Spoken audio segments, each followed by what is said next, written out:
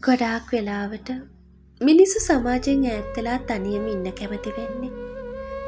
ලොකු කමක් හෝ වෙනත් කිසිම ආත්මාර්ථකාමී හැඟීමක් නිසා නෙමෙයි. ඒකේ කියාගන්න බැරි තරම් මොකක්දෝ උපරිම මානසික නිදහසක් තියෙන නිසායි.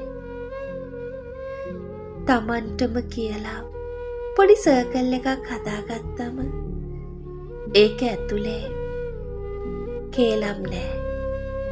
මිනිස්සුන්ගේ බොරු මවා පෑම් නෑ. විවේචන නෑ. හිත් රිදවීම් නෑ. කොටින්ම කිව්වොත් තනි වෙන පාඩුවේ ඉන්න ගොඩාක් මිනිස්සු වැඩිපුරම සතුටින් ඉන්නේ තමන්ගේ ඒ පුංචි සර්කල් එක ඇතුලේ.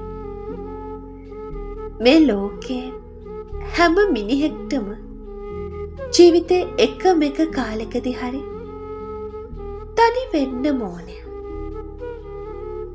මොකද තමන්ට කොතැනකදී හරි මගහැරුණු තමන්ව හොයාගන්න පුළුවන් වෙන හොඳම විදිය තියෙන්නේ එතන නිසා.